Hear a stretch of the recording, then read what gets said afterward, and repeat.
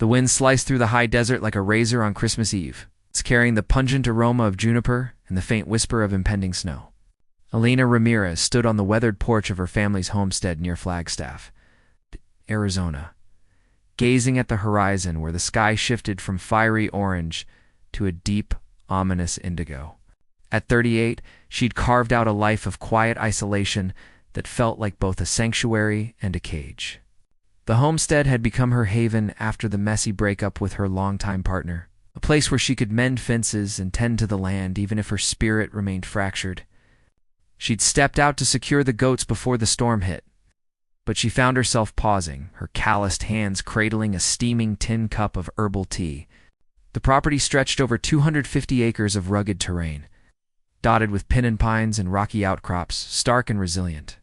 Much like Elena herself, forged in the fires of loss and endurance. Inside the modest adobe house, through the frost-kissed window, she could see the flicker of holiday candles her brother had stubbornly placed before heading back to Tucson. Tradition keeps the ghosts at bay, he'd joked, but Elena had rolled her eyes at the forced cheer. Yet now, as the candle's soft glow battled the gathering twilight, a flicker of warmth ignited in her chest of vulnerability. She'd buried deep after years of hardening her heart against disappointment. The distant hum of an engine broke the silence, and soon headlights pierced the dusk like unexpected stars. Elena knew better than to pin hopes on miracles, but curiosity tugged at her. The old pickup truck rattled to a halt near the edge of her land, its tires crunching on the gravel. A solitary figure climbed out, slung a duffel bag over one shoulder, began trudging toward the main highway, away from the homestead. There was something clandestine in the way they moved, hunched, hurried, as if fleeing shadows only they could see. Elena set her tea down on the porch rail and descended the creaky steps, her boots kicking up dust that swirled in the chill air. The figure paused at the sound of her approach, silhouetted against the fading light like a specter from another world. As Elena drew nearer, the details sharpened. A slender build swathed in a faded hoodie that offered little protection against the biting December gusts. Worn cargo pants with frayed hems, a duffel bag gripped tightly like a shield against the unknown. The face that turned toward her was that of someone barely out of adolescence, maybe 19. Elena estimated, though the hollow cheeks and shadowed gaze spoke of burdens far beyond those years. Evening, Elena called out, her voice steady and unassuming, laced with the faint lilt of her New Mexican roots. She kept her distance, mindful of how her sturdy frame 5 feet 10 inches and toned from years of manual labor might come across as imposing. The young person stiffened, eyes darting like a cornered animal. I'm good. Just passing through in this mess. Elena nodded toward the sky where thunderheads boiled like a living entity, pregnant with fury. Storms barreling in from the mountains. Nearest town's at least 25 miles. You'll freeze before you hit pavement. Not your concern. Lady, the accent was southern Louisiana. Perhaps, or Mississippiac with defiance. But undercut by a quiver of uncertainty. Name's Elena, she said, crossing her arms loosely, not advancing. She'd learned long ago that trust wasn't demanded. It was earned in small, patient measures. Yours? A heavy silence stretched between them, broken only by the howl of the wind whipping through the canyons. The young person shifted their weight, glancing back at the empty road as if weighing escape. Finally, a sigh escaped. Alex. I'm Alex. Well, Alex, I'm not prying into your business, Elena replied, her tone matter-of-fact. But I've got a shed out back with fresh straw, a lantern, and some heat. My Jeep's gassed up if you need a ride at dawn. That's all I'm offering. Alex's eyes narrowed, suspicion etched into every line of their face. Why, you don't know me. I could be... anything. Lena chuckled softly, a sound roughened by years of desert dust. Because I've been there young, reckless, thinking the world owed me nothing but trouble. And I've spent nights alone that no one should. Not on Christmas Eve, anyway. It wasn't pity in her voice, nor judgment, just a raw acknowledgement, like recognizing a kindred scar. Alex's posture softened, the rigid tension easing as if an invisible weight had lifted just a fraction. Their gaze dropped to the ground where frost was already beginning to glitter on the sparse grass. I don't have cash or anything to trade, didn't ask for it. Lena turned slightly, gesturing toward the homestead. Come on, before we both turn into icicles. The shed was a sturdy outbuilding, insulated against the harsh winters, where Alina stored tools and occasionally housed stray animals or weary travelers during calving time. She'd converted a corner into a makeshift bunk area long ago, a sturdy cot piled with wool blankets, a propane heater humming softly, and a small table with a jug of water, some instant oatmeal packets, and a battery-powered radio for company. Alex entered hesitantly, their steps echoing on the concrete floor, eyes wide as they surveyed the space. They touched the cot's edge gingerly, as if afraid it might vanish in a puff of smoke. The bathroom's over there, Alina said, pointing to a partitioned area with a basic sink and toilet. Water's hot if you want to wash up. I'll swing by in a bit with some dry clothes and supper. My brother's old stuff should fit jeans, sweatshirt. Socks, you really don't have to do all this, Alex murmured, their voice barely above a whisper. Laced with a mix of gratitude and wariness? No, Alina replied, meeting their gaze head-on. Her own eyes, dark and steady, held no illusions. But life's thrown enough curveballs my way. Figured I could spare one for someone else. She left Alex to settle in.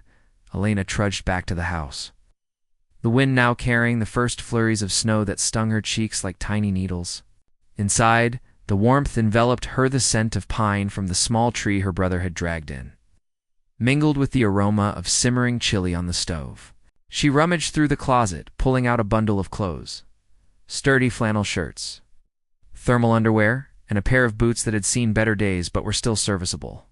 Then she ladled out a generous portion of chili into a thermos, adding cornbread and a couple of apples for good measure. Her mind wandered as she worked, piecing together fragments of her own past, the runaway nights in her 20s, fleeing a toxic relationship, hitchhiking through the Southwest with nothing but a backpack and a bruised ego. She'd landed here, on the family land her grandparents had homesteaded, vowing to rebuild from the ground up. It hadn't been easy.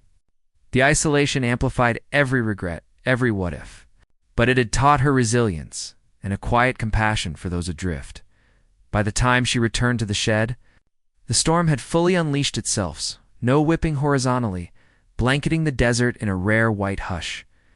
Alex had lit the lantern, casting a golden glow over the space. They sat on the cot, knees drawn up, staring at the floor. Brought these, Alina said, setting the bundle down. Food. Eat while it's hot. Alex accepted the thermos with trembling hands, the steam rising like a benediction. Thanks, really. They paused, then added softly, ran away from home. Bad situation. Didn't know where else to go.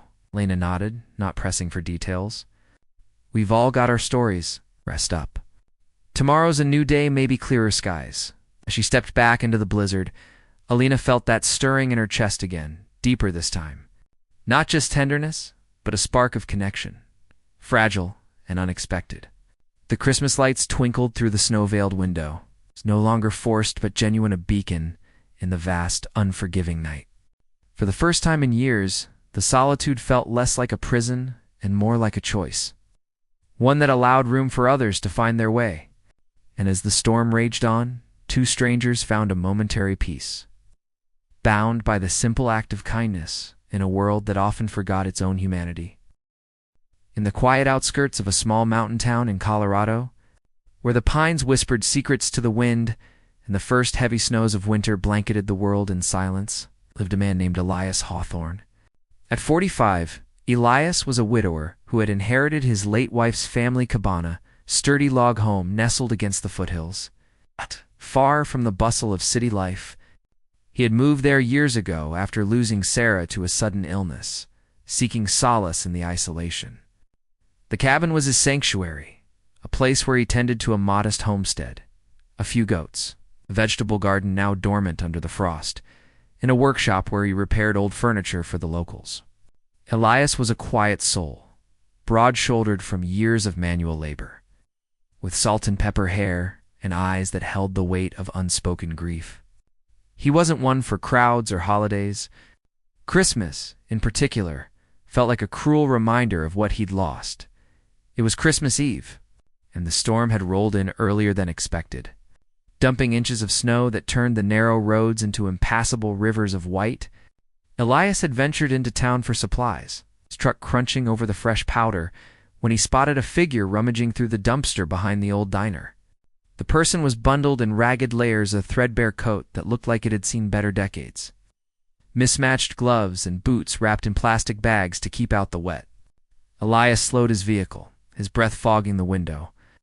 The figure froze, then bolted like a startled deer. Slipping on the ice and tumbling into a snow, Elias pulled over without a second thought. "Hey, you all right?" he called, stepping out into the biting cold.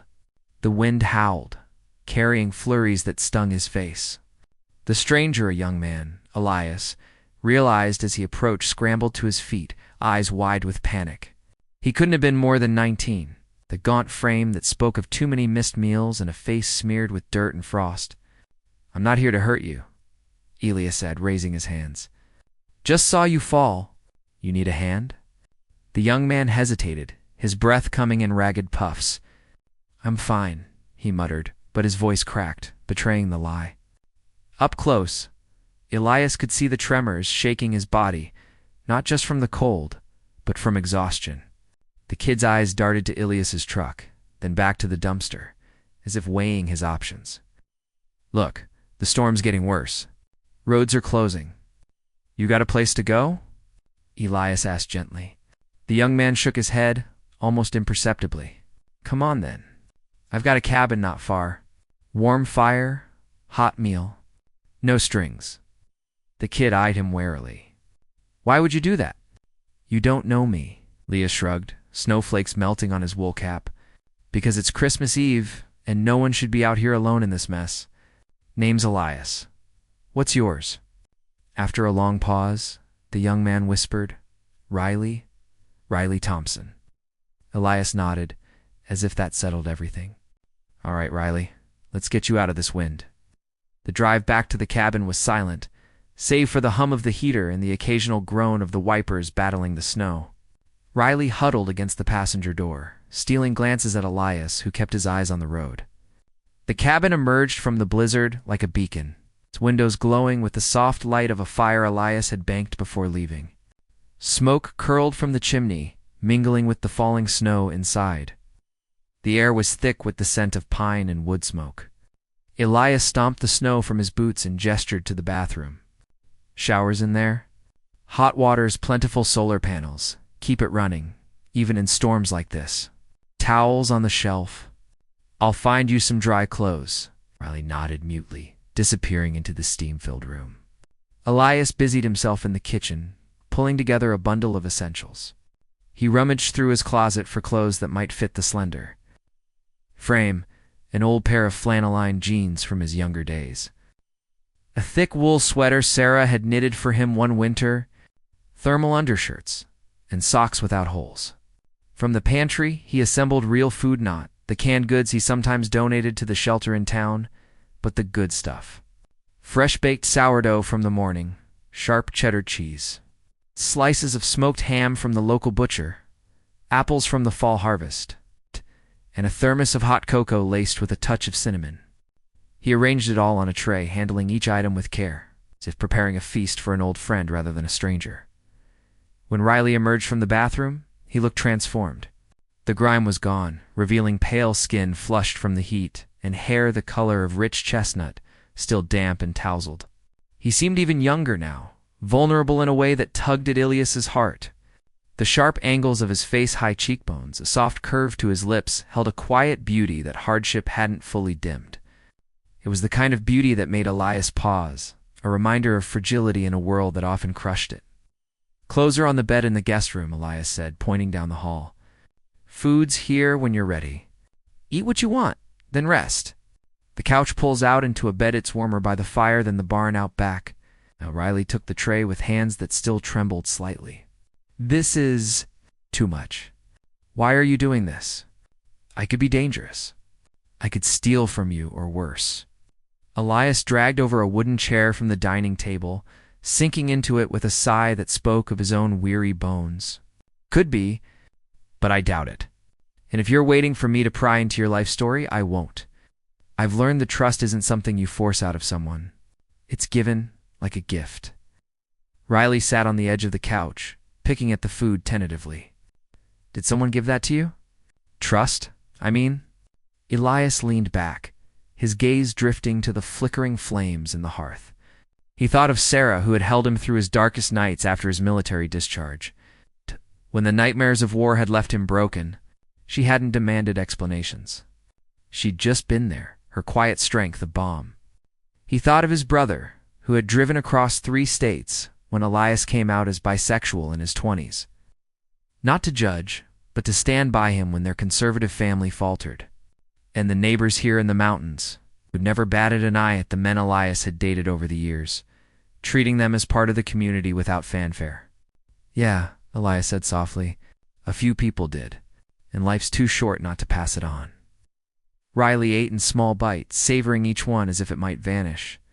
Elias watched without staring, giving the young man space. The silence stretched, broken only by the crackle of the fire and the muffled howl of the wind outside. When Riley finished, Elias showed him how to stoke the fire safely. Piled extra quilts on the pull-out bed and set a lantern on the side table. There's a bell here, Elias said, tapping an old brass one Sarah had loved. If you need anything, water, more heat, whatever, just ring it. I'll hear it from upstairs. You sure? I don't want to bother you, Riley murmured, his eyes heavy with fatigue. I'll hear it, Elias assured him, heading for the door. Sleep well. Back in his own room, Elias couldn't shake the thoughts that swirled like the snow outside. He paced the creaky floors, remembering his own flight from the world. After Sarah's death 5 years ago, he'd retreated here to outrun the grief, the emptiness that threatened to swallow him. The mountains had taught him resilience the way wildflowers push through rocky soil. How silence could heal if you let it. But tonight, with Riley under his roof, Elias felt a stir of something deeper. The kid's haunted eyes mirrored his own younger self, 20 years old. Fresh from the army, terrified that his attractions to both men and women made him unworthy of love. He'd run then, too, from a family that didn't understand, finding refuge in Sarah's unwavering acceptance. Now the cabin was his, a legacy of quiet strength. And downstairs slept a young man who seemed adrift in the same storm Elias had once weathered. Sleep eluded Elias that night. He sat in his armchair by the window, nursing a mug of peppermint tea, his one concession to the insomnia that had plagued him since Sarah's passing. The snow fell thicker now, transforming the landscape into a soft, ethereal dream. Through the frosted pane, he could see the faint outline of the barn, buried under drifts. What had drawn him to help Riley? It wasn't pity. It was recognition. In the kid's guarded posture, Leah saw echoes of his own youth, running from a small-town upbringing, where being different felt like a death sentence. Convinced that vulnerability would lead to ruin. At 45, Elias had built walls around his heart. But tonight, those walls cracked just a little. The bell tinkled at 2:30 a.m., sharp and insistent. Elias bolted upright, heart pounding. He snatched a lantern in his coat, visions of disaster flashing through his mind. The fire gone out.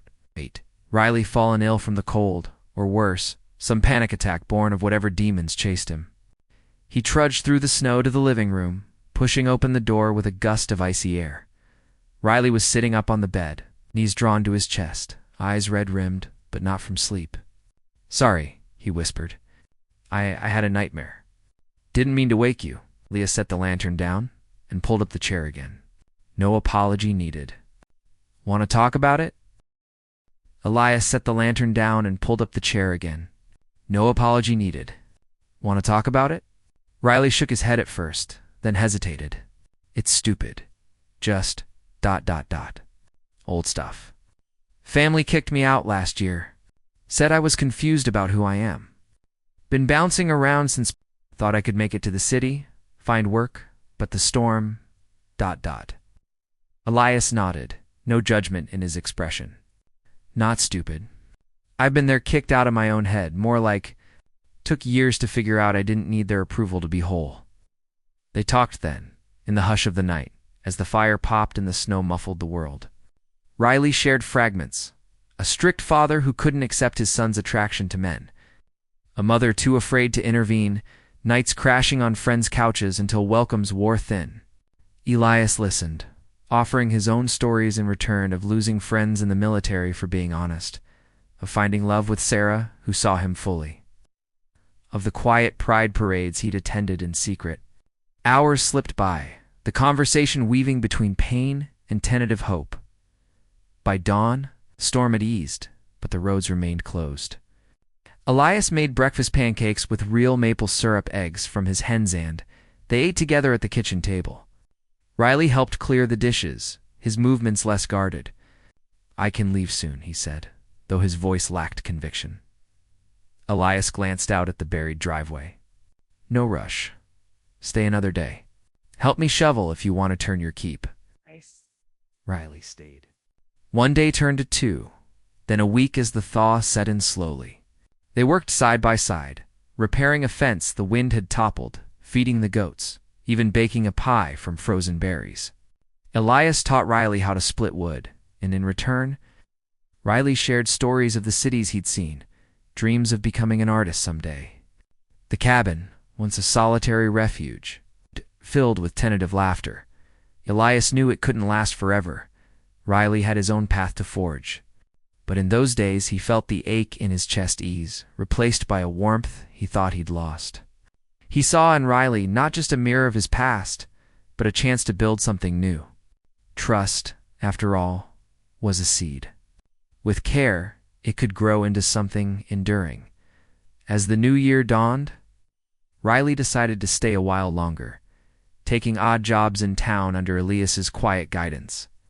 The mountains watched over them, silent witnesses to a bond forged in kindness, proving that sometimes, in the barren chill of winter, life could bloom anew. In the heart of the arid New Mexico plains, where the sun baked the earth into cracked clay most days, a rare winter storm had blanketed everything in a deceptive layer of white. Elias Thorne, a weathered man in his mid-40s, trudged through the fresh snow toward his old wooden barn. He'd built this place himself 15 years ago.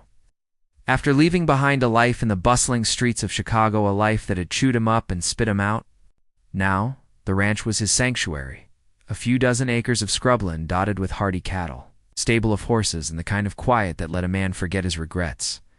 But tonight, the wind howled like a wounded animal, and Elias's flashlight beam cut through the flurries as he checked on the livestock one last time before turning in.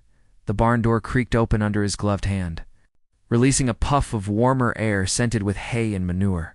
He flicked on the overhead light, its dim bulb casting long shadows across the stalls.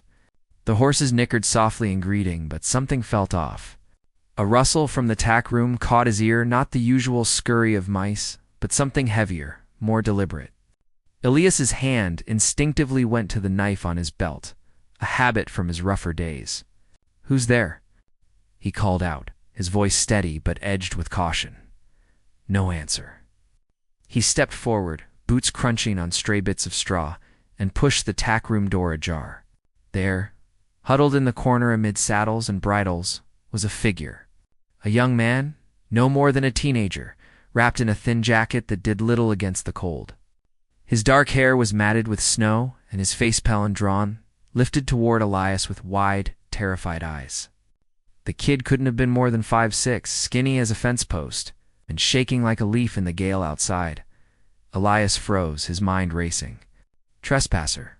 Runaway? Or something worse? He raised his hands slowly, palms out. "Easy there. I'm not going to hurt you. This is my place. You okay?" The teenager scrambled back against the wall, clutching a worn backpack like a shield. "Please. I didn't mean to. I just needed shelter from the storm. I'll leave. Just don't call the cops." Elias lowered his hands, taking in the kid's chapped lips and the way his breath came in ragged bursts. "No threat, here just desperation. Storm's not letting up anytime soon. You look half frozen. Come on, let's get you warmed up." He gestured toward a small cot in the corner, one he'd set up for late-night calving seasons. The kid hesitated, eyes darting like a cornered animal, but the cold won out. He nodded faintly and let Elias help him to his feet as they settled. Elias grabbed a blanket from a shelf and draped it over the teenager's shoulders. "Name's Elias. What's yours?" Aiden, the kid mumbled, pulling the blanket tight. His voice was soft, with a faint southern drawl that didn't match the desert surroundings. Elias nodded, not pushing. He busied himself stoking a small space heater in the room, the hum filling the awkward silence. Outside, the snow pelted the tin roof like distant gunfire. Aiden stared at the floor, his body still tense, as if expecting the other shoe to drop. Minutes stretched into an uncomfortable quiet until Elias spoke again. "You hungry? I've got some jerky and water in here." He rummaged in a cooler and offered a strip. Aiden took it hesitantly, nibbling like he hadn't eaten in days. "Thanks," Aiden whispered. But as he ate, something broke. Tears welled up in his eyes, spilling over without warning. He wasn't looking at Elias, he was staring into the void. His slim frame racked with silent sobs that seemed to come from the depths of his soul. Elias's heart twisted. He'd seen pain like this before, in mirrors and in the faces of people he'd failed to save, back in his old life. "Hey," he said softly, kneeling down to Aiden's level. "Hey, you're all right. You're safe here." Aiden shook his head, gasping between tears. "I'm not safe. I'll never be safe. They'll find me. They always find people like me." The words hit Elias like a punch. This wasn't just a kid who'd wandered off the highway. This was escape raw, terrified flight. He moved with deliberate slowness, guiding Aiden to sit more comfortably on the cot. Then, without a word, he wrapped his arms around the boy in a hug that asked for nothing in return. Aiden stiffened at first, but the dam burst. He leaned into Elias's broad chest, his cries muffled against the flannel shirt. Elias held him steady, rubbing slow circles on his back. Letting the storm of emotions rage until it quieted to whimpers, the barn enveloped them in its own world. The soft snorts of horses, the creak of wood settling in the cold, the relentless tap-tap of snow on the roof. Elias didn't pry. He just held on, feeling the weight of this boy's, because that's what he was, barely out of childhood pain, seep into his own bones. "It's gonna be all right," Elias murmured into the dim light, the words tasting like a half-truth. He wasn't sure if he believed them himself, but they needed saying. "I don't know the how of it yet, but we'll figure it out." "You can't promise that," Aiden replied, his voice thick and buried in Elias's shirt. "No," Elias admitted. "But I can promise you're not facing it solo. Not here, not now." They stayed like that through the night, the storm raging outside while a fragile peace settled inside. As the hours ticked by, Aiden's breathing evened out, his body relaxing into exhausted sleep. Elias watched the snow taper off, the first hints of dawn painting the sky in muted grays. Something had changed between them, not just pity or obligation, but the spark of real connection. The tentative threads of trust weaving together in the quiet. Morning arrived crisp and unforgiving. The desert transformed into a winter wonderland that felt out of place under the vast blue sky. Elias stirred from the rickety chair where he'd dozed off, his neck stiff from the awkward angle. Aiden was still curled on the cot, his face smoothed in slumber, looking even younger in the light of day. For a long moment, Elias just sat there, watching the rise and fall of the kid's chest. A warmth bloomed in his own dangerous, he knew. The kind that came from caring too much, from getting invested in someone else's broken pieces. He'd sworn off that after Chicago, after losing his own family to his mistakes. But here it was, creeping back in. He slipped out quietly, needing the bite of cold air to clear his head. Coffee waited in the ranch house, black and strong, and the chores called. Horses to feed, fences to mend, cattle to check for any storm damage. The physical labor grounded him, the rhythm of it a lifeline. But his thoughts kept circling back to the barn. Who was Aiden really? What shadows was he running from? And what did it say about Elias if he let this kid vanish into the world without answers? By noon, the sun had melted patches of snow into muddy slush. Aiden emerged from the barn, wearing the spare clothes Elias had left out, an old flannel shirt and jeans that hung a bit loose on his frame. He moved with cautious steps, less like a hunted animal than the night before, still braced for impact. Elias was mending a gate near the corral when Aiden approached, hands shoved deep in his pockets. "I should head out," Aiden said, his voice steadier now. "You've done enough." "I don't want to be a burden." Elias set down his tools, wiping sweat from his brow despite the chill. "Where to?" Aiden shrugged, avoiding his gaze. "Got a buddy in Albuquerque. Said I could stay with him while I sort stuff out." Elias pressed gently, leaning against the fence. The question hung in the air, thick and heavy. Aiden sighed, sinking onto a nearby stump, his posture deflating. "My family's back in Birmingham? Dad's a big-shot preacher at this megachurch. When he found out I was, gay, he gave me an ultimatum. Some pray the gay away camp or hit the road. He wasn't bluffing, packed my bag himself, handed me a wad of cash, dropped me at the bus station like I was yesterday's trash. Didn't even look back." Elias felt a surge of anger, hot and protective, not at Aiden, but for him. He crouched down, meeting the kid's eyes. "That's on him, not you. You know that, right?" Aiden's laugh was sharp, laced with pain. "Yeah, well, it's my reality now. At least I dodged the camp-heard horror stories from other kids. Albuquerque seemed far enough to start fresh, be who I am without hiding. But money ran low, and my ride from Oklahoma bailed. I was digging through dumpsters for scraps when the storm hit last night. How long you been out here?" Elias asked, his voice low. "For weeks, give or take." Aiden finally met his gaze. "And yeah, I'm 18. Turned it last month." No need for authorities. Elias absorbed it all, the pieces clicking into a heartbreaking picture. For weeks of scraping by, of a young man thrust into a cruel world. "You've got ID? Phone? Anything?" "Fake license from a guy in a truck stop, cost me most of my cash." "Phone's dead. Was gonna charge it in the city?" "Backpack's got the basics." "All right," Elias said, standing with purpose. His mind was already mapping out steps. "Here's the plan. You take a real shower in the house, hot water, soap, the works. Then we eat something proper, like my late aunt used to make, eggs, bacon, biscuits. After that, we talk options." Aiden's eyes narrowed, a spark of defiance returning. "I don't need pity," good Elias shot back, "because this ain't pity. It's a trade. You stay 3 days, rest up, eat up. In return, you share the full story, and we brainstorm a real plan, not just winging it with some flaky friend. Deal?" Aiden studied him, suspicion warring with hope. "Why? What's in it for you?" Elias extended a calloused hand. "Because I've been there. Not the same road, but close, kicked out young, lost everything. Someone gave me a hand up once, or I'd be dust. Paying it forward. 3 days, Aiden. Kicked out young, lost everything. Someone gave me a hand up once, or I'd be dust. Paying it forward. 3 days, Aiden. Take it." After a beat, Aiden clasped his hand, the grip firm despite his frailty. 3 days. As they walked toward the house, the sun climbing higher, Elias felt that dangerous warmth solidify. This wasn't just sheltering a stranger anymore. It was the start of something real: mentorship, maybe even family. The ranch stretched out around them, vast and unforgiving, but for the first time in years, it felt a little less lonely. Over the next few days, stories would unfold.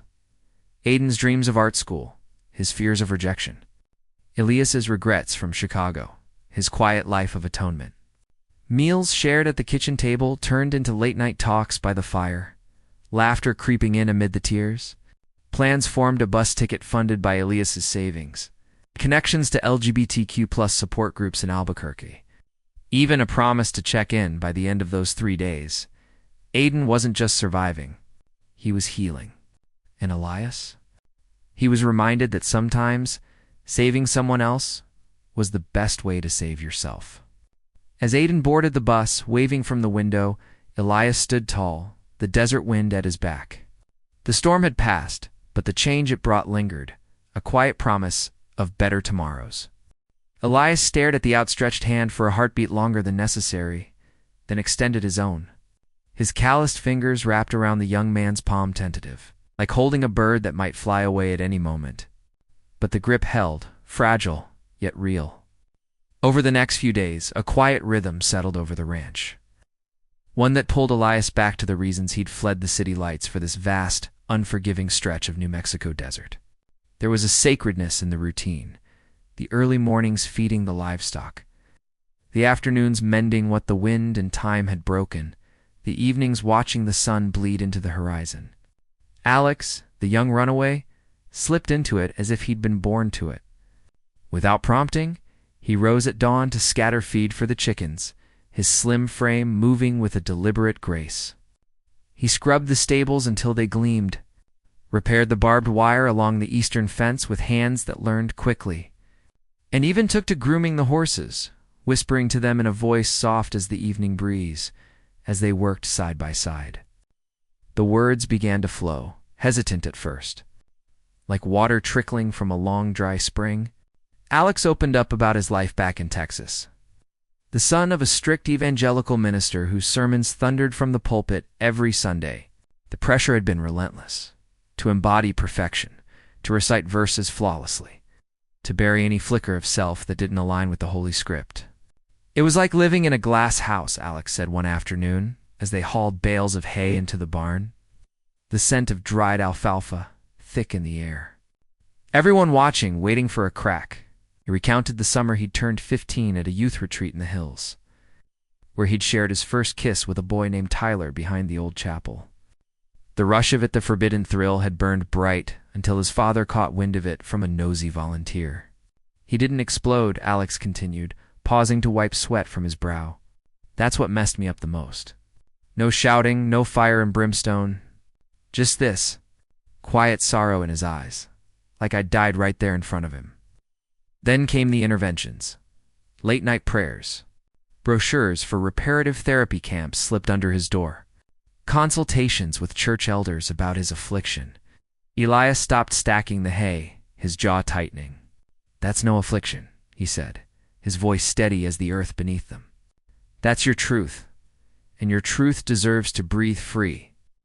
Alex met his gaze, and Elias saw a spark ignite in those storm-gray eyes, dawning trust, fragile as new ice. How did you figure it out for yourself? Alex asked, leaning against a post as the sun dipped low, casting long shadows across the dusty yard. Elias set down his pitchfork and climbed onto the fence rail beside him, the wood creaking under their weight. The desert sprawled before them, a canvas of ochre and sage under a sky ablaze with sunset hues. I was 13, Elias began, his voice carrying the weight of years. Summer Bible camp up in Colorado. My folks were devout, but not fanatical church on Sundays, grace before meals. There was this mentor there, mid-20s, named David. He had this way about him, kind and attentive, like he saw right through the masks we all wore. One morning at the mess hall, I watched him pour his coffee, laugh at some joke, and it hit me like a thunderclap. I craved his presence, not in the way the other kids talked about crushes on girls, but deeper, truer. He paused, chuckling softly at the memory. Did I tell him? Oh no. I was petrified. Instead, I shadowed him like a lost pup, begging for scraps of attention. It took years to name it, and when I did, panic set in. I overcompensated, dated Sarah from homeroom, tried out for wrestling, built this facade of normal until it started cracking me apart from the inside. Alex nodded, his expression a mix of empathy and curiosity. When did you finally come out? Elias turned to face him fully, the fading light etching lines on his weathered face. 26. Feels ancient now, but it was my timeline. I had to wrestle with it alone first, build that inner strength. You're 19, Alex. You're light years ahead, owning who you are at your age. That's courage, pure and simple. The words hung between them, and Alex fell silent, his youthful features furrowed in thought. It's weird, he said after a while, that the first real help I got came from a total stranger in the middle of nowhere. You didn't judge, didn't preach. You just let me be. Elias smiled faintly. That's the essence of it, isn't it? Real love doesn't demand change. It meets you where you are, whether it's the spark between lovers or the hand extended to a fellow traveler in the dark. Alex's voice dropped to a whisper. Is that what you're doing? Loving unconditionally? Elias met his eyes. I aim to. Took me decades to learn. I mastered isolation, built walls high as these mesas. But walls keep out the good with the bad. They cost you connection. On the fourth evening, as twilight painted the sky in deep indigos, and the first stars pierced the veil, Alex unraveled once more. Not the raw terror of that initial night, but a profound sorrow that seeped out in quiet tears. Mourning the family ties severed, the home that had turned hostile, the innocence lost to rejection. Elias drew him close, arms enveloping him like the ranch's ancient oaks. This time, the embrace lingered, evolving. As Elias eased back to study Alex's tear-streaked face, an electric tension crackled in the air desire. Unspoken, but palpable. Alex's features, illuminated by the porch light, held a resilient beauty forged in the fires of adversity. There's something I have to say, Elias murmured, his heart pounding. Don't analyze it, just hear me. Alex nodded, breath hitching. Stay, not for a night or a week. Truly stay. The old bunkhouse out backs sat empty for 3 years. It's basic: a bed, a stove, a view of the stars, but it's yours. Enroll in online classes. Help with the chores. Carve out space to grow without the world nipping at your heels. If the city pulls you back off Kirky, Santa Fe'll drive you myself, set you up right.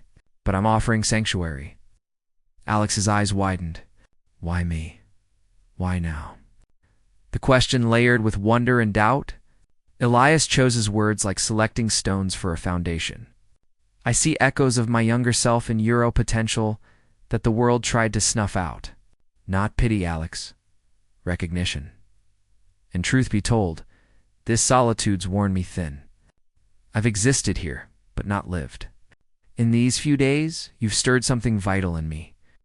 Silence stretched, then Alex lifted a hand, fingers tracing Elias's stubbled jaw with deliberate tenderness. I'm terrified, Alex confessed. Elias leaned into the touch. Me too. Scared of the Masinzas, the age gap, the power imbalance? Afraid I'll hurt you unintentionally, make you feel trapped. But the offer stands. Alex bridged the gap, lips meeting Elias's in a kiss soft as falling snow, tentative. Tasting of vulnerability and promise, it deepened naturally, a bridge between two souls adrift, now anchoring one another. When they parted, Alex's smile broke through the tears. I want to stay, but promise, it's not charity. See me as equals, not a cause. Elias cupped his face. I see you, all of you. Your resilience, your quiet wit, the fire that hardship couldn't extinguish. This isn't rescue. It's partnership.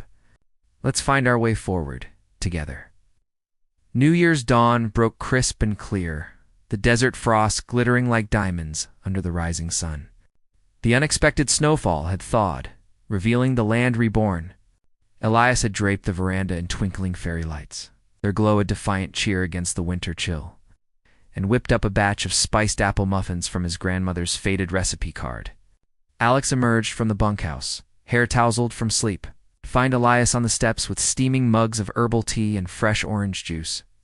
They'd tacitly agreed to let the kiss simmer, granting it room to evolve without rush. Standing there, breath fogging in the cold air, it felt like the right call. Happy New Year, Elias said, handing over a mug. Alex's grin lit up his face. Same to you? First one in ages that feels... hopeful. They filled the day with the unhurried joys of ranch life, a hearty brunch of eggs from the hens. Pancakes drizzled with local honey. Elias saddled the mares, guiding Alex through his first proper ride across the rolling terrain. One hand steady on his hip as Alex found his rhythm atop the gentle bay. Laughter echoed as they cantered through arroyos, the wind whipping their faces. Later, under the afternoon's golden haze, they lounged on the veranda rockers. Elias shared tales of his youth on this very spread, his father's stoic wisdom in taming wild mustangs. his mother's unyielding spirit through droughts and dust storms. She rings me every couple weeks, Elias added, gazing at the distant peaks. Prods about my happiness. Nags. I should head to the city, find companionship my age. Thinks I'm squandering my prime out here. Alex tilted his head. Are you? Squandering it, Elias pondered, watching a hawk circle overhead. I was drifting, yeah, but you've anchored me. Life's stirring again. As dusk cloaked the land in velvet shadows, stars unfurling like a cosmic tapestry, they claimed the old wooden swing. The creak of its chains a familiar lullaby. We should hash out the details, Elias said, breaking the comfortable quiet. If you're planting roots here, Alex straightened, attentive. Shoot. Education, first get that diploma? I've scouted online GED programs, flexible ones that fit around ranch duties. We can set up a study nook in the bunkhouse. High-speed internet's spotty, but workable. Alex nodded, a spark of determination in his eyes. And work? I pull my weight, Elias grinned. Absolutely. Mornings with the A. Alex nodded, a spark of determination in his eyes. And work? Pull my weight. Elias grinned. Absolutely. Mornings with the animals, afternoons on repairs. Evenings free for whatever reading, hiking, figuring out next steps. Maybe community college down the line, if that calls to you. But the conversation wove deeper, touching on boundaries and expectations. Elias emphasized independence. This is your space, Alex. No obligations beyond what you choose. If feelings evolve, or don't we navigate honestly? Alex reached for his hand, intertwining fingers. I get it.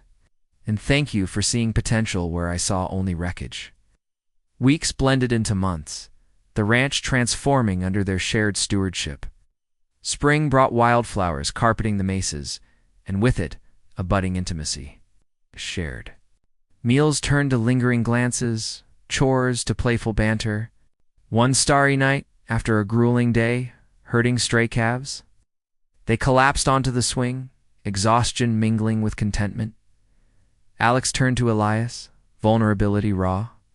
What if this is too good? What if I mess it up? Elias pulled him close. We're both works in progress.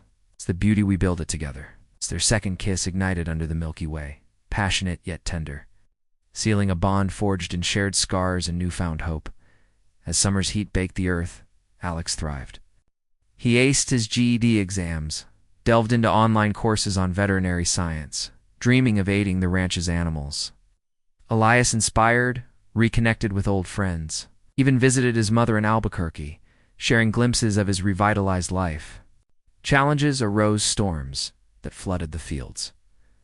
A horse's injury requiring round-the-clock care, but they faced them united, their relationship deepening into a profound partnership.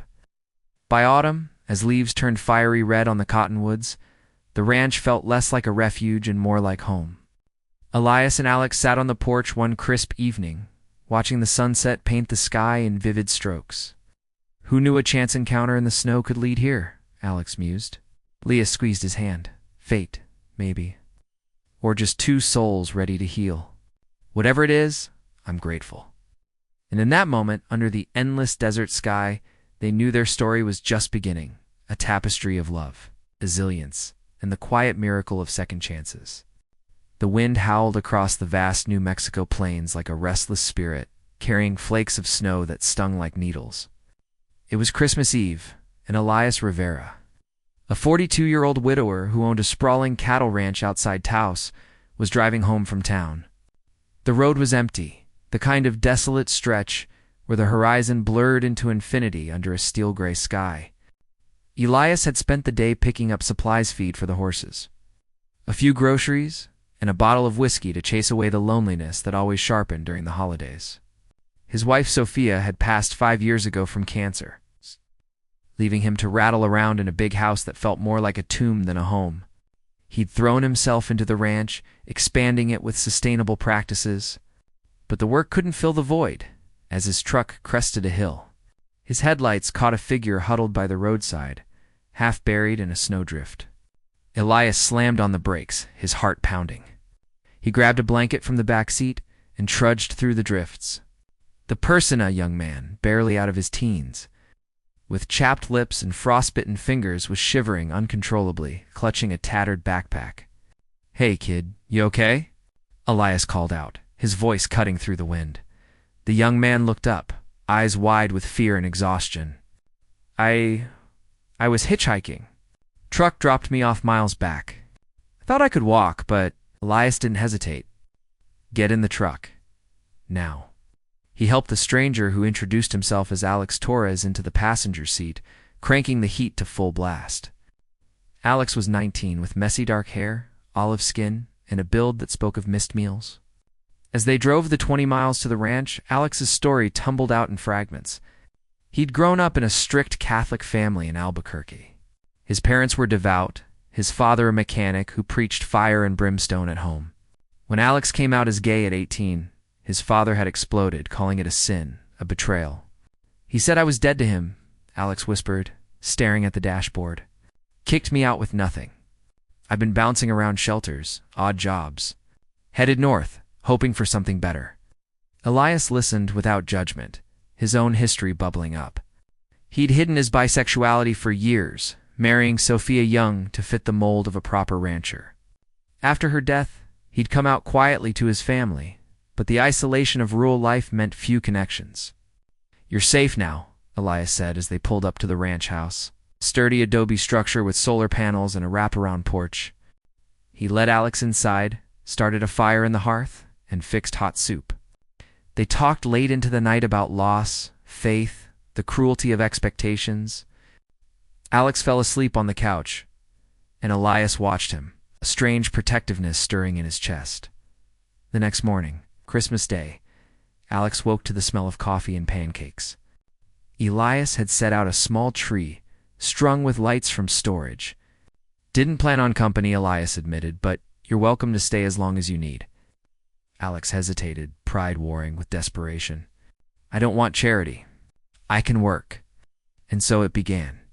Elias showed Alex the ropes mending fences, tending to the cattle, maintaining the wind turbines that powered the ranch.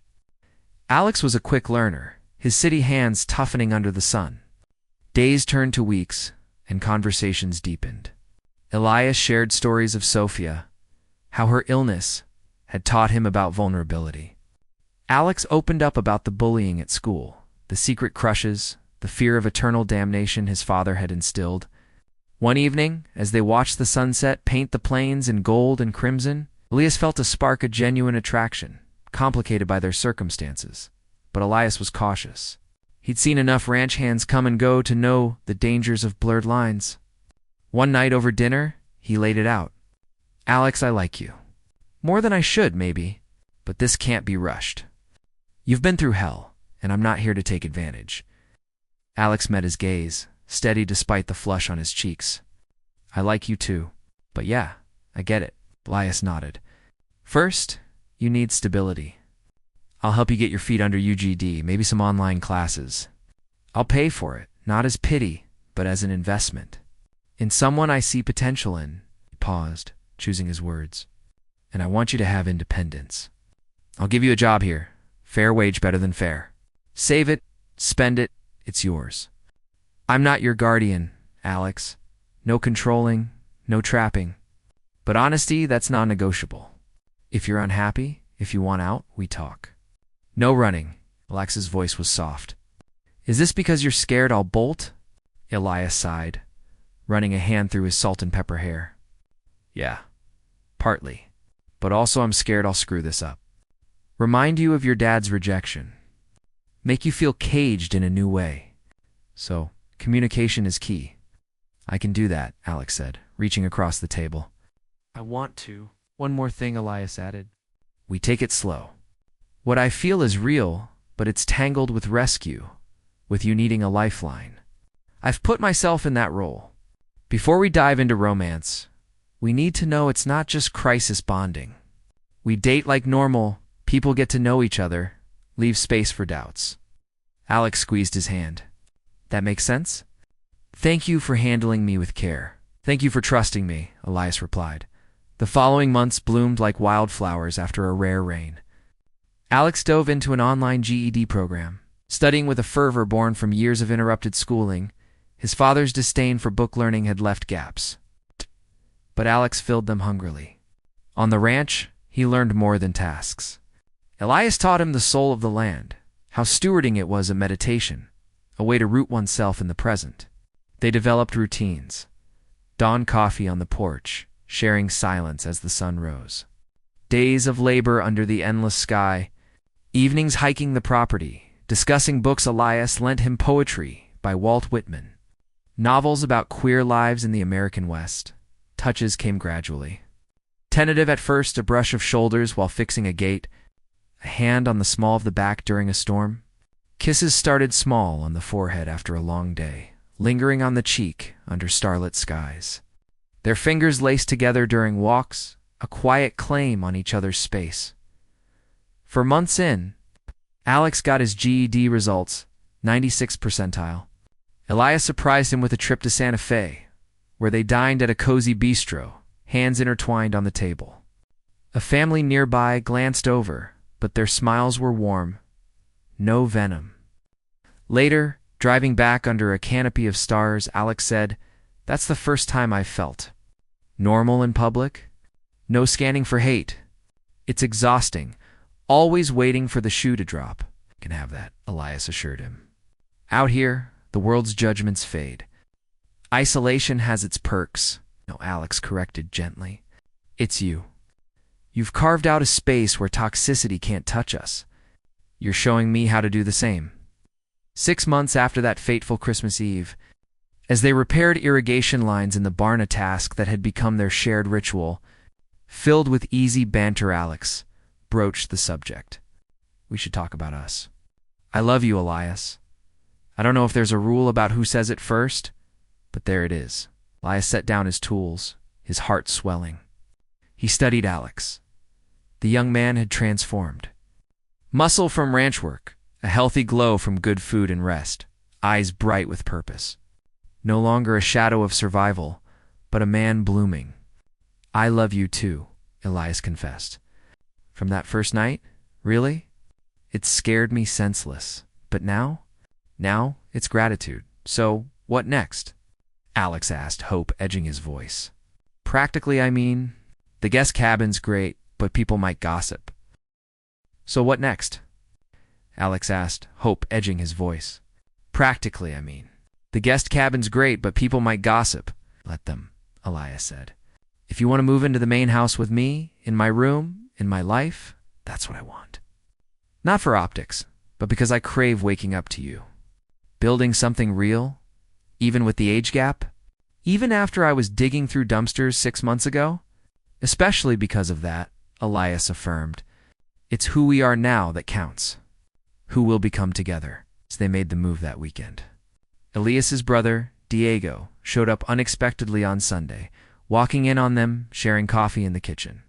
He grinned, clapped Elias on the back, and hugged Alex. "About time you stopped being a hermit," Diego said later, while Alex stepped out to check on the horses. "You were built for this love, family. Took you long enough to see it?" A year from that snowy night, the ranch had evolved. The guest cabin became Alex's studio. He'd discovered a passion for digital art and enrolled in an online program at Albuquerque Community College. The main house felt alive, walls repainted in warm earth tones, shelves filled with books and Alex's sketches. Alex had legally changed his last name to something new, Alex Reyes, shedding the old ghosts. He'd drafted an unsent email to his father, pouring out years of pain, resilience, and the love he'd found. Reading it aloud to Elias one night by the fire, then deleting it. Brought closure, his father called eventually, not for reconciliation, but a terse check-in. Words were exchanged, wounds acknowledged if not healed. Alex hung up lighter, a subtle shift. On their first anniversary Christmas Eve, they stood on the porch, wrapped in a shared blanket. Alex wore Elias's worn flannel, their bodies fitting like puzzle pieces. "I've been pondering what it means to be rescued," Alex said. "You didn't just give me shelter. You showed me love without conditions. That being by being me isn't broken." Elias kissed him deeply, a seal on their shared promises. "I love you, and I'm yours." I love you too, Alex murmured. This is home.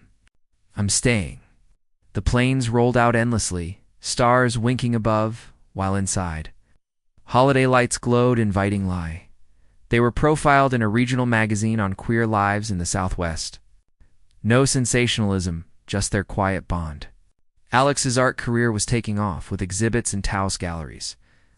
Elias had partnered with local indigenous groups for land conservation, infusing the ranch with community purpose. The piece highlighted their meeting. Vulnerability, bridging divides, love-defying odds. Alex's father saw it. Weeks later, a postcard arrived, struggling to wrap my head around it, but trying. Not absolution, but a fissure in the armor. Alex pinned it in his studio as a reminder change, however glacial was possible. His father had started attending support groups for parents of LGBTQ kids. Progress in fits and starts. On their second anniversary, Elias proposed at dawn on the porch, a handmade turquoise ring in hand. I want forever with you every messy, beautiful day. Marry me? Yes, Alex breathed, tears shining. 6 months later, they wed in the barn, fairy lights twinkling like constellations. Alex's sister attended, bridging family rifts with hesitant hugs. Elise's brother officiated, reciting verses on chosen love. Transformation through connection. Their honeymoon, a road trip through the Rockies, windows open to mountain air. Alex sketched Elias grinning at viewpoints, napping in motels, arms around Alex at overlooks.